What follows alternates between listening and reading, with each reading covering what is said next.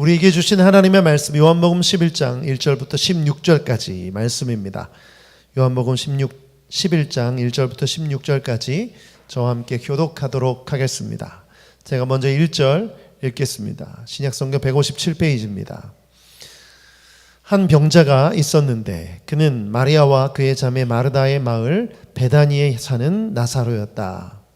마리아는 주님께 향유를 붓고 자기의 머리털로 주님의 발을 씻은 여자요, 병든 나사로는 그의 오라버니이다. 그 누이들이 사람을 예수께로 보내서 말하였다. 주님 보십시오. 주님께서 사랑하시는 사람이 앓고 있습니다. 예수께서 들으시고 말씀하셨다. 이 병은 죽을 병이 아니라 오히려 하나님의 영광을 드러내는 병이다. 이것으로 말미암아 하나님의 아들이 영광을 받게 될 것이다. 예수께서는 마르다와 그의 자매와 나사로를 사랑하셨다. 그런데 예수께서는 이틀이나 더 머무르셨다. 그리고 나서 제자들에게 다시 유대 지방으로 가자 하고 말씀하셨다. 제자들이 예수께 말하였다. 선생님, 방금도 유대 사람이 돌로 치려고 하였는데 다시 그리로 가려고 하십니까? 예수께서 대답하셨다. 낮은 12시간이나 되지 않느냐? 사람이 낮에 걸어다니면 햇빛이 있으므로 걸려서 넘어지지 않는다. 그러나 밤에 걸어다니면 빛이 그 사람에 없으므로 걸려서 넘어진다. 이 말씀을 하신 뒤에 그들에게 말씀하셨다. 우리 친구 나사로는 잠들었다. 내가 가서 그를 깨우겠다. 제자들이 말하였다. 주님, 그가 잠들었으면 낫게 될 것입니다. 예수께서는 나사로가 죽었다는 뜻으로 말씀하셨는데 제자들은 그가 잠이 들어 쉰다고 말씀하시는 것으로 생각하였다. 이때 예수께서 그들에게 밝혀 말씀하셨다. 나사로는 죽었다. 내가 거기에 있지 않는 것은 너희를 위해서 도리어 잘된 일이므로 기쁘게 생각한다.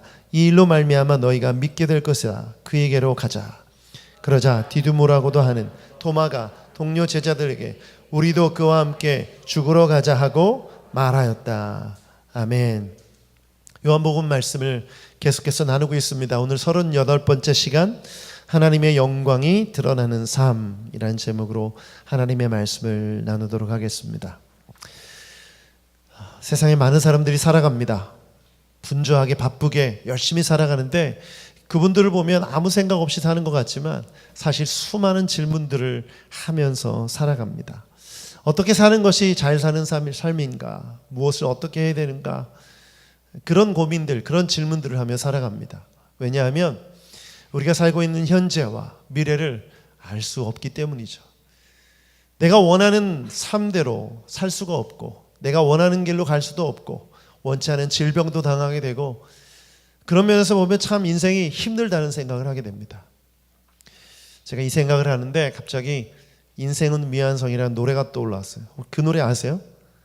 1985년도에 이진관이라는 분이 발표한 노래더라고요. 인생은 미완성, 쓰다가 많은 편지, 그래도 우리는 곱게 써가야 해. 이 노래 아세요? 영광 형제 아는 것 같아요. 모르죠? 태어나기 전에 발표된 노래죠. 저 어렸을 때 자주 들었고 저희 부모님도 막 따라 부르셨던 것 같아요. 인생은 미완성, 이 노래를 생각해 보면서 참 인간이 미완성, 아직 완전하지 않은 존재구나. 여러 가지 부족한 면이 있고 여러 가지 어려운 일을 겪는구나. 뜻대로 계획한 대로 안 되고 병도 걸리고 아픈 데도 많고 온몸에 가족들은 나를 힘들게 하고 한 고비 넘으면 또 한 고비가 있고 경제적으로 부유했으면 좋겠는데 부족하고 안 좋은 소식들이 들리고 또 나라를 생각하면 막 대통령이 구속되고 이런 비극적인 상황이 계속 발생되는 모습을 보면서 참 인간이 어떤 존재인가, 부족한 존재구나, 연약한 존재구나 그런 생각을 하게 됩니다. 그런데 이 연약하고 부족한 인생 속으로 누가 오셨습니까? 예수님이 오셨죠. 예수님께서 이 부족하고 연약한 인생 속으로 하나님의 아들이 찾아오셨습니다. 그것이 은혜죠. 만약에 우리가 완벽하고 완전했다면 하나님도 필요 없었을 것입니다. 오늘 우리 모두가 그런 고민들이 있을 거예요. 우리가 모두 연약하고 부족하죠. 그런데 예수님이 우리 가운데 오셔서 말씀하십니다. 오늘 이 말씀을 듣는 여러분 되시길 축복합니다. 오늘 세 가지 말씀을 나눌 텐데 첫 번째 같이 한번 읽어보죠. 시작. 약할 때가 하나님을 만날 기회입니다. 1절부터 3절 다시 한번 읽어보도록 하겠습니다. 1절부터 시작. 한 병자가 있었는데 그는 마리아와 그의 자매 마르다의 마을 베다니에서 사는 나사로였다. 마리아는 주님께 향유를 붓고 자기의 머리털로 주님의 발을 씻는 여자요, 병든 나사로는 그의 오라버니이다. 그 누이들이 사람을 본 예수께로 보내서 말하였다. 주님 보십시오. 주님께서 사랑하시는 사람이 앓고 있습니다. 여기서 한 병자, 이 한 병자는 누굽니까? 나사로이고, 나사로는 마리아와 마르다의 오라버니입니다. 그런데 이들을 예수님께서는 사랑하셨어요. 3절에 보면 주님께서 사랑하시는 사람이 앓고 있습니다, 이렇게 나오죠. 그리고 5절에도 예수께서는 마르다와 그의 자매와 나사로를 사랑하셨다, 이렇게 표현하고 있어요. 예수님이 사랑하시던 사람들이에요. 그런데 어떻게 이렇게 사랑하는 관계가 되었을까요? 누가복음 10장에 보면 예수님이 제자들과 함께 걸어가는데 집으로 초청을 합니다. 누가? 마르다가 초청을 해요. 그래서 음식을 준비하잖아요. 근데 마리아는 눈치도 없이 언니는 막 음식 준비하는데 예수님 발치에 앉아서 막 말씀 듣고 있으니까 마르다가 짜증냈던 일 기억나시죠? 아마 그 일이 계기가 돼서 예수님과 마르다와 마리아, 나사로는 깊은 관계, 이 사랑하는 관계 안에 들어간 것 같아요. 그런데 나사로가 병에 걸립니다. 나사로가 병에 걸려요. 근데 이 나사로가 병에 걸렸다는 게 굉장히 큰 위기였습니다. 왜냐하면 이때 당시 이스라엘과 고대 근동에는 남자는 무엇을 상징하냐면 두 가지 의미가 있어요. 첫 번째는 경제력이에요. 남자가 일해서 돈을 벌어야만 가정을 부양할 수가 있었어요. 그만큼 남자들에게 여러 가지 권한을 주었다는 것이죠. 또 하나는 재산권이에요. 여자들이 물론 재산권을 행사할 수 있지만 굉장히 힘들어요. 사회적 구조 자체가 그래요. 그러니까 남자가 죽었다는 건 뭘 뜻하냐면 이 가정에 뭐가 찾아왔다는 거예요. 경제적 절체절명의 위기가 찾아온 거예요. 정말 가난한 하층민의 삶을 살 수밖에 없는 그런 위기가 닥친 거죠. 그래서 급하게 자매가 어떻게 합니까? 사람들을 시켜서 예수님께 SOS를 청하는 거예요. 예수님, 지금 오빠 나사로가 지금 죽게 됐습니다. 와서 좀 도와주십시오. 지금 병들었습니다. 이렇게 구하고 있습니다. 왜 이렇게 예수님께 나아갔을까요? 예수님이면 오빠를 고쳐줄 수 있기 때문에. 더 근본적인 이유, 예수님이면 우리를 이 위기에서 구해줄 수 있기 때문에 예수님께 사람들을 보낸 것입니다. 여러분, 예수님이 왜 이 땅에 오셨을까요? 예수님이 왜 오셨는지를 살펴보기 위해서 예수님께서 이 땅에서 하신 일을 보면 됩니다. 예수님께 하신 일을 보죠. 마태복음 9장 35절 같이 읽어보겠습니다. 시작. 예수께서는 모든 도시와 마을을 두루 다니시면서 유대 사람의 여러 회당에서 가르치시며 하늘나라의 복음을 선포하며 온갖 질병과 온갖 아픔을 고쳐주셨다. 아멘. 우리가 예수님이 오신 이유에 대해서 이렇게 설명해요. 구원하기 위해 오셨다, 복음 전하기 위해 오셨다. 맞아요. 그러나 그것과 함께 더 중요한 오신 목적이 있는데 병자들을, 연약한 자들을 고쳐주시기 위해 오신 줄 믿습니다. 아멘. 예수님은 우리의 치료자가 되시는 줄 믿습니다. 의사 선생님과 대화한 적이 있어요. 그분이 그러시더라고요. 의술로 인간의 질병을 고칠 수 있는 퍼센테지가 30%라고 합니다. 확실하게 인간의 질병을 고칠 수 있는 퍼센테지가 30%. 나머지 70%는 못 고치는 질병이에요. 그냥 자연적으로 치유되길 바라거나 그냥 치유하지 못하고 죽어갈 수밖에 없는 그런 병들인 거죠. 이때나 지금이나 많은 사람들이 병 때문에 고통받고 있습니다. 그런데 육체의 질병만 있습니까? 마음의 질병도 있죠. 정신적으로 힘든 분들도 있고 또 여러 가지 뜻대로 되지 않는 일 때문에 이 심적인 고통을 느끼는 사람들이 많이 있어요. 여러분, 이 모든 고통, 이 모든 약함 누구를 통해서만 치유될 수 있습니까? 저는 예수님을 통해서 온전히 치유될 수 있는 줄 믿습니다. 그렇기 때문에 우리가 그 믿음을 갖고 있다면 우리가 지금 뭘 해야 합니까? 우리가 약할 때, 우리가 병들었을 때, 우리가 아플 때 우리가 할 일은 예수님께 나아가는 것입니다. 예수님을 찾는 거예요. 예수님을 부르는 거예요. 이사야서 55장 6절 말씀 같이 한번 읽어보죠. 시작. 너희는 만날 수 있을 때에 주님을 찾아라. 너희는 가까이 계실 때에 주님을 불러라. 우리 주님은 우리와 함께 하시는 분이신 줄 믿습니다. 그런데 그분은 우리의 치료자이신 줄 믿습니다. 그런데 많은 사람들이 그분을 부르지 않아요. 그분을 찾지 않아요. 여러분, 믿음이 있다고 하면서 하나님 앞에 간절히 기도하지 않는다면 그것은 거짓말이에요. 예수님이 정말 치료자임을 믿는다면 그분을 부를 때에, 찾을 때에 그분께서 역사하시는 줄 믿습니다.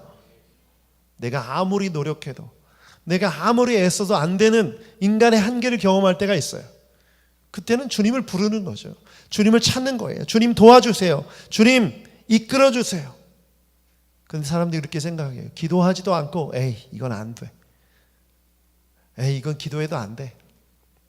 그냥 낫거나 말거나 그냥 자포자기하고 기도해보지도 않고 판단하고 자신의 삶을 결정하는 사람들이 있어요. 또 어떤 사람은 이런 어려움을, 인간이 겪을 수 있는 어려움, 한계를 경험할 때 이렇게 말해요. 하나님 없어. 하나님이 있다면 이렇게 아플 리가 없지. 그렇잖아요. 나사로와 그 자매들을 사랑하신다고 해놓고 왜 병들게 했냐는 거죠. 하나님이 사랑하시는데, 예수님이 사랑하시는데 왜 이런 질병이 걸리냐는 거예요. 에이, 그런 거 보니까 신은 없어. 하나님 없어. 하나님이 있다면 이렇게 아플 리가 없지. 이런 사람이 있어요. 여러분, 이 두 가지 태도 다 잘못된 태도입니다. 하나님은 우리가 질병 중에도, 연약함 중에도 하나님을 찾기를 원하시는 분이신 줄 믿습니다. 주님을 간절히 한번 불러보세요. 주님 도와주세요. 주님 고쳐주세요. 주님 해결해 주세요. 저는 확신합니다. 살아계신 하나님께서 여러분의 기도에 응답하실 줄 믿습니다. 그분은 우리를 고쳐주기 원하세요. 우리를 회복시켜 주기를 원하세요. 저는 그래서 인간의 연약함, 우리의 한계를 겪을 때 바로 하나님의 사인이라고 믿으시길 바라요. 예수님께 찾아갈 기회, 예수님을 붙들 수 있는 기회를 여기시고 간절히 기도하는 여러분 되시길 축복합니다. 그래서 참 신기해요. 제가 볼 때 저분은 정말 지금 육체의 질병과 연약함 가운데 있는데 기도하지 않는 분들 보면 안타까운 마음과 함께 신기한 마음도 들어요. 지금 기도할 때인데, 하나님께 매달릴 때인데. 여러분, 이번 기회, 이 고난주간이 기회입니다. 아침에 나오세요. 아침에 나오시지 힘든 그런 직장생활을 하고 계시다면 시간을 정해서 밤에 오세요.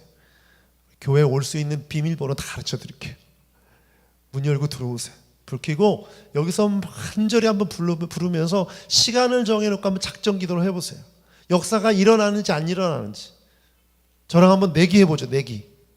하나님의 살아계심을 두고 저는 확실히 믿기 때문에 그렇게 기도하는 자의 기도에 응답하신다고 믿습니다. 근데 문제는 기도해보지도 않고 판단하는 거예요. 아, 이건 안 돼. 여러분, 그렇게 되지 않길 바랍니다. 이번 고난주간에 한번 기도해 보십시오. 분명히 하나님께서 만나 주실 줄 믿습니다. 두 번째, 우리에게 주시는 메시지입니다. 같이 한번 읽어보죠. 시작. 우리의 삶은 하나님의 영광을 드러낼 장소입니다. 아멘. 하나님의 말씀 4절부터 6절까지 읽어보죠. 4절부터 6절 시작. 예수께서 들으시고 말씀하셨다. 이 병은 죽을 병이 아니라 오히려 하나님의 영광을 드러낼 병이다. 이것으로 말미암아 하나님의 아들이 영광을 받게 될 것이다. 예수께서는 마르다와 그의 자매와 나사로를 사랑하셨다. 그런데 예수께서는 나사로가 앓는다는 말을 들으시고 계시던 그곳에 이틀이나 더 머무르셨다. 여러분, 죽어가는 사람이 있다고 봐요. 긴급한 환자예요. 그런데 의사가 지나가다 그걸 봤어요. 그럼 뭘 해야 됩니까? 당장 고쳐야죠. 당장 응급실에 데려가거나 아니면 응급처치를 해야 돼요. 그런데 죽을 때까지 기다리는 의사는 없을 거예요. 예수님이 나사로가 앓는다는 말을 들으셨어요. 아니, 이미 알고 계셨겠죠. 그런데 바로 가서 고쳐주시지 않고 어떻게 하십니까? 이틀을 더 기다리셔요. 우리가 이미 결론을 알고 있죠. 나사로가 죽을 때까지 기다리신 거예요. 이해가 되지 않아요. 왜 예수님이 이렇게 하셨을까? 여러분, 그 답은 예수님이 하신 말씀에 있었어요. 뭐라고 하셨죠? 이 병은 죽을 병이 아니라 하나님께 영광을 드러낼, 하나님의 영광을 드러낼 병이다. 이렇게 말씀하세요. 자, 이 말씀, 이 문장을 온전히 잘 해석해야 됩니다. 여러분, 병은 왜 걸립니까? 그런 질문 한 번도 안 해보셨죠? 여러분, 병은 왜 걸립니까? 인간이 왜 이 땅에서 고통을 받으며 살아갑니까? 여러분, 죄 때문이에요. 우리가 죄를 지었기 때문이에요. 아담과 하와가 죄를 지었기 때문에 출산할 때 그 산통의 고통을 겪고, 아담이 땅을 일궈야만, 땀을 흘리고 고통을 겪어야만 열매를 거둘 수 있게 되었어요. 그 이후로부터 이 땅에서 내는 것들, 인간의 살아가서 먹는 모든 것들을 통해서 질병에 걸리기도 하고, 또 나쁜 죄된 습관 때문에 우리가 병에 걸려서 죽게 되는 거죠. 그래서 병은 죄의 결과입니다. 때로는 하나님께서 경고하시기 위해 질병을 허락하시기도 하죠. 어찌됐건 이 죄는 죄로 인한 결과로 하나님께서 창조하신 그 원형이 깨진 거예요. 제가 아까 이진관 씨의 인생은 미완성이라고 말씀 나눴는데, 사실 이 제목이 틀린 거예요. 인생은 원래 완성이에요. 하나님이 인간을 완벽한 창조물로 창조하신 줄 믿습니다. 그런데 이 완벽한 창조가, 완성이 왜 깨진 거죠? 인간의 죄 때문에. 그렇다면 이 죄로 인해서 걸린 병이 나으면 어떻게 되죠? 다시 완성된 창조물로 회복되는 것이죠. 그래서 병에서 나은 것을 통해서 하나님이 창조하신 그 모습으로 돌아가게 하시려는 거예요. 그리고 그 모습을 예수 그리스도를 통해 보여주시려고 하신 거죠. 그렇기 때문에 이 나사로의 질병이 하나님의 영광을 드러내기 위한 재료가 되는 것입니다.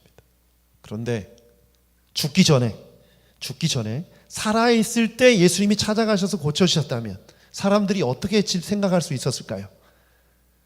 나을 가능성이 있었어. 무슨 말인지 이해되세요?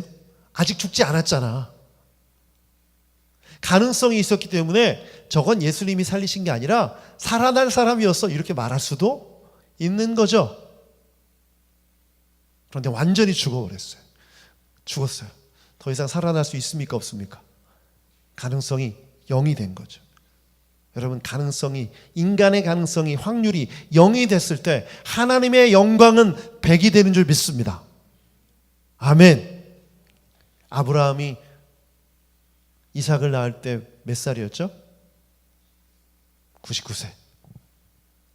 이 설명을 로마서에서 바울 사도는 이렇게 얘기해요. 같이 한번 읽어보죠. 로마서 4장 19절부터 21절 같이 한번 읽어보죠. 시작. 그는 나이가 100세가 되어서 자기 몸이 이미 죽은 것이나 다름없고 또한 살아있어도 죽은 것이나 다름없는 줄 알면서도 그는 믿음이 약해지지 않았습니다. 그는 하나님의 약속을 믿고 의심하지 않았습니다. 오히려 그는 믿음이 굳세어져서 하나님께 영광을 돌렸습니다. 그는 하나님께서 스스로 약속하신 바를 능히 이루실 것이라고 확신하였습니다. 자, 75세 때 하나님께서 아브라함 부르셨어요. 나이는 한 살 한 살 먹어갑니다. 나이가 먹어간다는 건 뭘 뜻하죠? 아브라함과 사라에게 있던 인간적 가능성이 점점 줄어든다는 거예요.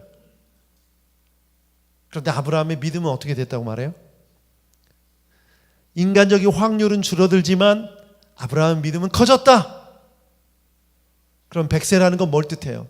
이제 더 이상 아이를 가질 수 없는 몸인 거예요. 아브라함도 그렇고 사라도 그렇고 완전히 확률적으로 제로가 됐을 때 하나님의 역사가 100이 돼서 나타난 것입니다.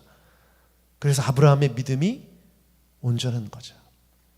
여러분, 우리가 인생을 살면서 이렇게 생각해요. 그래, 인간적인 확률이 있었던 것, 그것 때문에 하나님의 역사를 폄하하고 깎아내릴 수 있는 거예요. 그런데 우리가 살면서 간절히 구하고 원하고 바라는 것이 이루어지지 않는 인간적인 가능성이 0이 되면 될수록 하나님의 영광이 나타날 때 그것이 100이 되어서 하나님께 영광이 되는 줄 믿습니다. 나사로가 죽을 때까지 기다리셨던 그 이틀, 굉장히 짧은 시간으로 여겨지지만 굉장히 긴 시간이에요. 중요했던 시간이죠. 그런데 예수님이 기다리신 이유는 바로 인간의 가능성을 0으로 만드시기 위해. 여러분, 간절히 기도하는데도 응답되지 않는 일들이 있죠. 저는 그것이 하나님의 영광이 드러날, 100으로 드러날 기회라고 확신합니다. 주변에 그렇게 간절히 기도하는데도 응답이 안 되는 일들이 있죠. 사람도 있고, 자녀를 위한 기도. 정말 많은 부모들이 자녀를 위해서 간절히 기도하는데 변화되지 않는 자녀. 또 부모님을 위한 기도. 아무리 간절히 부모님을 위해서 기도하는데 변화되지 않는 부모님. 여러분의 사업, 관계, 답답한 일들이 많죠.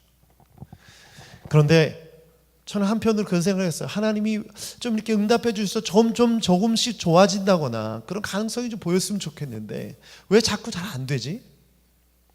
이건 뭘 뜻할까요? 반대로 뒤져보니까 하나님의 때에 하나님의 방법으로 역사가 일어났을 때 100% 하나님의 영광을 돌리기 위해, 하나님께 영광을 돌리기 위해 지금 이런 상황이라는 것을 깨닫게 됐어요. 여러분, 믿으십니까? 여러분, 이 믿음이 아브라함의 믿음이었던 거예요. 바울 사도는 그것을 말하는 거죠.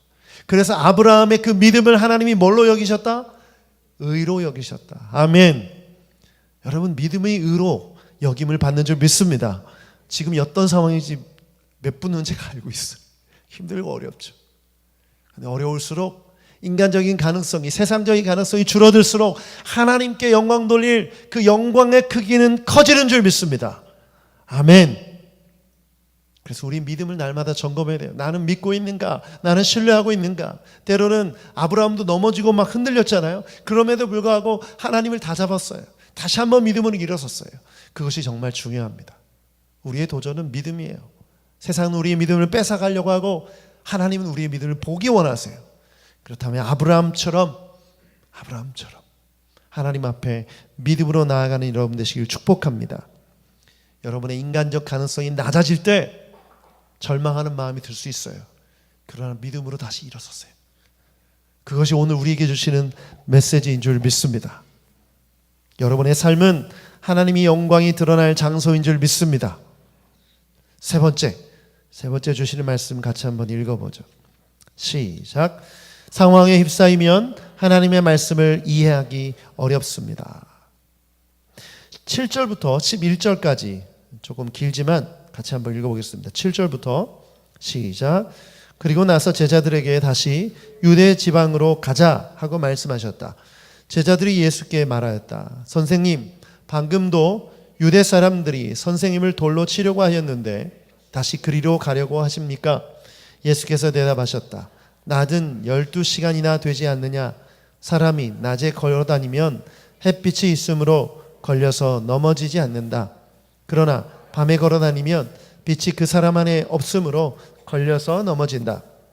이 말씀을 하신 뒤에 그들에게 말씀하셨다. 우리 친구 나사로는 잠들었다. 내가 가서 그를 깨우겠다.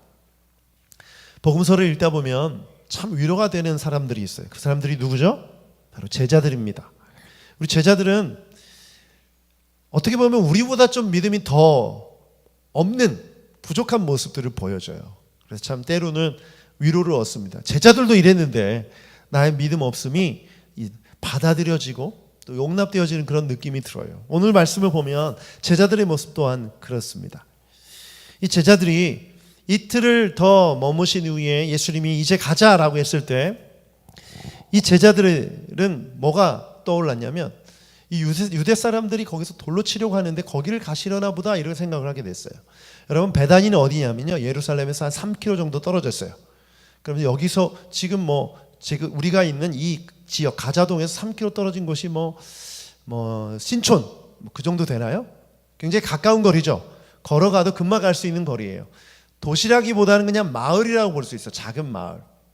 근데 작은 마을, 이 마을로 가기 위해서 이제 북쪽에서 남쪽으로 내려가야 되는데 분명히 유대 사람들이 돌을 들어서 예수님을 치려고 했던 그 모습을 직접 봤기 때문에 제자들 가운데 뭐가 있었냐면 두려웠어요. 우리도 거기 가면 어떻게 될 수 있다? 돌에 맞아 죽을 수 있다. 그래서 실제로 그 생각에 휩싸여 있었어요. 그래서 도마가 이렇게 말하죠. 16절 같이 한번 읽어보죠. 16절 도마가 한 말입니다. 시작. 그러자 디두모라고도 하는 도마가 동료 제자들에게 우리도 그와 함께 죽으러 가자. 재밌는 것은 도마가 이 말을 하기 전에 예수님이 하셨던 말씀들이 있어요. 뭐 낮에 가야 된다, 밤에는 아니다, 뭐 이런 얘기 있잖아요. 또 나사를 깨워야 된다. 이런 말씀이 도마에게 들렸던 거예요, 안 들렸던 거예요? 도마에게는 안 들렸던 거예요. 도마는 예수님이 유대로 가자 이 말만 듣고 야 거기 가면 돌 맞아 죽을 텐데 그 생각을 계속 하고 있다가 그래 우리도 죽으러 가자. 여러분 우리가 상황에 휩싸이면 예수님의 말씀이 안 들려요. 도마는 어떤 상황에 휩싸인 거예요? 돌 맞아 죽는 상황. 그 상황을 생각하고 계속 머릿속에서 상상하고 있었던 거예요. 거기 가면 돌이 날아올 때 내가 어떻게 피해? 돌에 맞으면 어떻게 되지? 그 생각을 하고 있었던 거예요. 그 생각에 휩싸이니까 나사로를 살리는 일, 뭐 밤과 낮에 대한 비유 안 들리는 거죠. 여러분, 우리가 예수님 믿을 때 두려움이라는 이 감정이 우리를 붙잡을 때가 있어요. 예수님 믿을 때 내가 정말 신앙생활 열심히 하고 하나님 뜻대로 살면 나보고 신학교 가라고 하시면 어떡하나. 청년들은 제 눈을 피하지 마세요. 나보고 선교사가 되라고 하면 어떻게 하나. 그런 생각 들지 않으세요? 그런 두려움이 있지 않아요? 예수님 잘 믿으면 정말 고통스럽고 힘들고 어려운데 그런 삶을 살면 어떡하나. 여러분 미리 말씀드리지만 그 두려움 겪는 거 맞습니다. 예수 믿는 길은 힘든 길이에요. 좁은 길이에요. 두려운 길이에요. 편하고 즐겁고 행복한 길이 아니에요, 사실. 그런데 제자들은 그 두렵고 힘들고 어려운 길을 어떻게 감당했죠? 기쁘게 감사하게 평안 가운데 감당했어요. 그 이유가 뭡니까? 제자들이 받은 성령 때문에. 여러분 성령의 생각은 두려움입니까? 평안입니까? 평안이죠. 그럼 내가 예수 그리스도를 잘 믿고 주님 따라가는 삶을 산다면 성령께서 내 안에 역사하고 계시다면 우리 마음 가운데 뭐가 있습니까? 말씀에 대한 순종을 할 때 평안이 있는 줄 믿습니다. 하나님의 말씀을 들을 때 평안이 있는 줄 믿습니다. 그것이 성령께서 우리와 함께 하신다는 증거예요. 여러분 그것을 누리는 여러분 되길 축복합니다. 그런데 제자들과 도마에게 뭐가 없었어요?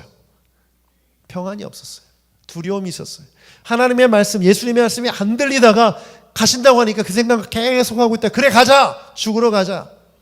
이것은 결단의 고백이 아니에요. 내가 죽겠다, 순교하겠다 이런 결단이 아니라 뭐예요? 체념이에요. 체념. 그래 죽으러 가자. 돌 던지면 맞아야지. 그런 생각을 한 거죠. 또 하나는 뭐가 있었죠? 또 하나는 고정관념이에요. 어떤 고정관념인지 함께 살펴보죠. 12절 같이 한번 읽어보죠. 12절 시작. 제자들이 말하였다. 주님 그가 잠들었으면 낫게 될 것입니다. 주님 그가 잠들었으면 낫게 될 것입니다. 이게 무슨 뜻이죠? 제자들도 같이 들었어요. 나사로가 병들었습니다. 이틀을 머무셨어요. 아마 죽었을 것이다 라는 생각을 한 거예요. 그런데 예수님이 잠들었다, 그를 깨우러 가자 이렇게 얘기하시니까 제자들도 이 말을 하는 거예요. 이 말은 뭐냐면 그가 죽었는데 예수님이 잠들었다고 착각하시는구나. 잠들었으면 깨어날 것입니다. 낫게 될 것입니다. 이렇게 얘기한 거예요. 이건 믿음의 고백을 한 게 아니에요. 예수님의 말씀 알아들은 게 아니죠. 왜 이 말을, 왜 이런 표현을 한 것입니까? 죽은 자는 살아날 수 없다는 고정관념이 있었던 거예요. 죽은 자는 살아날 수 없다는 고정관념이 제자들 가운데 있기 때문에 예수님의 말씀을 들어도 들리지가 않은 것이죠. 여러분, 저는 여러분이 살아온 세월만큼 여러분 안에 고정관념이 쌓였다고 생각해요. 선입견, 편견이 쌓였죠. 경험이 많으면 많을수록 더 견고해집니다. 이거 깨지기가 어려워요. 여러분 나이 드신 분일수록 복음을 받아들이기가 어려운 이유가 그거죠. 제자들도 마찬가지였어요. 죽은 자는 살아날 수 없다는 고정관념이 있다 보니까 내가 나사로를 살리겠다 이 말씀을 들어도 들리지가 않는 것이죠. 여러분 안에 고정관념이 있으면 하나님의 음성이 안 들려요. 그 고정관념을 내려놓으시오. 하나님은 불가능이 없는 분인 줄 믿습니다. 죽은 자를 살리시는 분이신 줄 믿습니다. 그런데 우리 안에 고정관념이 그거를 아멘하지 못하게 해요. 에이 목사님 그런 일들은 없어요. 성경에 이것도 사실이지 아닐지 몰라요. 여러분, 우리 안에 그런 의심이 있는 거죠. 그런 고정관념이 하나님의 뜻을 듣지 못하게 해요.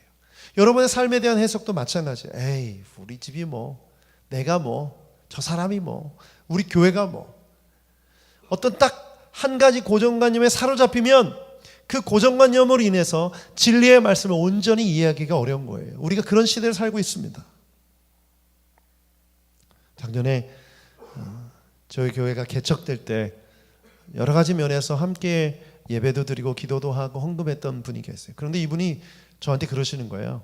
목사님, 저는 새누리교회 원래 안 올 거예요. 지금 이렇게 도와주긴 하지만 교회에 등록하지 않을 거라고 그러시는 거예요. 왜 그러냐고 그랬더니 전에 한번 개척교회를 간 적이 있는데 거기서 큰 상처를 받았다는 거예요. 가족 같은 분위기가 처음에 있어서 너무 좋았는데 자기 삶을 오픈하고 막 그랬는데 나중에 다시 이제 부메랑이 돼서 돌아오더래요. 뒤에서 막 험담하고 흉보고 너무 큰 상처를 받아서 나는 개척교회 안 가야겠다. 그래서 대형 교회를 간 거예요. 큰 교회 가서 거기서 적당히 자기를 이렇게 숨기고 오픈하지 않고 그냥 적당히 신앙생활을 하고 싶다는 거예요. 그게 편하고 좋다는 거죠. 사역이 있을 때 내가 하고 싶은 사역 골라서 사역하고 너무 좋다는 거예요. 그러시라고, 그렇게 하시라고 해요. 제가 말씀을 드렸어요.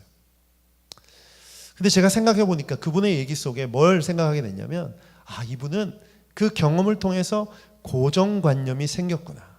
개척교회는 힘들다. 개척교회에서 직접 힘든 경험을 했기 때문에 그런 고정관념이 생긴 거예요. 새롭게 시작하는 이 개척교회를 보면서 도와주고 싶지만 함께하고 싶지만 그 고정관념 때문에 결정을 못하는 거죠. 여러분, 이런 일들이 우리 가운데 있죠. 하나님에 대해서도 마찬가지고 우리가 세상 삶을 살아가면서도 마찬가지예요. 우리 안에 쌓인 이 고정관념이 우리가 하나님의 뜻을 듣지 못하게 하고 하나님의 뜻대로 나아가지 못하게 하는 것이 됩니다. 그래서 우리는 어떻게 해야 될까요? 내가 가지고 있는 생각을 날마다 점검해야 돼요. 이것이 교만이 아닌지, 이것이 하나님을 대적하는 것이 아닌지, 이것이 나를 안주하게 하고 주저앉게 하는 것이 아닌지를 날마다 돌아봐야 되고 점검해야 됩니다. 그래서 바울 사도는 이렇게 말했어요. 고린도후서 10장 5절 같이 한번 읽어보죠. 시작. 하나님을 아는 지식을 가로막는 모든 교만을 쳐부수고 모든 생각을 사로잡아서 그리스도께 복종시킵시다. 이 말씀에 동사에 한번 주목해 보세요. 동사가 뭡니까? 쳐부수고 사로잡아서 복종시킨다. 굉장히 과격하죠? 왜 바울 사도가 이렇게 과격하게 표현했을까? 감정이 굉장히 흥분 상태였었어요. 여러분, 고린도전서 후서를 읽을 때요, 바울 사도가 감정이 가장 격했던 그런 서신서입니다. 왜 그랬냐면 바울 사도를 험담하는 사람들이 있었어요. 고린도 교회에 분열시키고 바울 사도를 욕하는 사람들이 있었어요. 그런데 그 사람들이 어떤 사람이냐? 하나님을 아는 지식을 가로막는 교만이 있는 사람들이라는 거예요. 그 교만을 쳐부숴야 된다는 거죠. 그리고 생각 가운데 분열시키고 정죄하고 판단하는 그 생각을 사로잡아서 예수 그리스도의 십자가 앞에 복종시켜야 된다. 이것이 바로 바울 사도의 메시지였던 거죠. 더 나아가 하나님의 메시지였던 거예요. 그렇다면 제자들이 예수님의 말씀을 듣는데도 자기 생각에 사로잡혀서 말씀을 듣지 못했던 것처럼 우리가 이 땅을 살면서 우리가 생각하고 있는 과학적 판단, 경험, 지식, 상식, 그 모든 것들이 하나님의 지식을 가로막는 것이라면 사로잡아서 붙잡아서 그리스도 앞에 복종시켜야 되는 줄 믿습니다. 예수님조차도 그렇게 하셨죠. 예수님이 십자가 달려 돌아가시기 전에 겟세마네 동산에서 뭐라고 기도하셨어요? 땀방울이 핏방울이 되도록 기도하시면서 아버지여 나의 원대로 마옵시고 아버지의 뜻대로 되기를 원하나이다. 나의 원은 뭡니까? 내 생각, 내 교만, 내 경험, 내 지식. 십자가 지기 싫은 거죠. 고통스러운 십자가를 피하고 싶은 거예요. 그런데 하나님의 지식, 그 구원의 역사를 이루기 위한 하나님의 계획 앞에 나의 생각, 예수님의 생각을 사로잡아서 복종시키신 거예요. 무릎을 꿇고 진심으로 간절히 기도할 때 여러분, 그 십자가의 길로 가실 수 있었던 거예요. 오늘 우리에게 도전하십니다. 내가 하나님의 뜻에 순종하며 하나님의 뜻대로 나아가기를 막고 있는 내 지식과 내 고정관념이 무엇이는지, 내 안에 있는 그 두려움이 무엇인지, 그것을 사로잡아서 하나님 앞에 내려놓는 여러분 되길 축복합니다.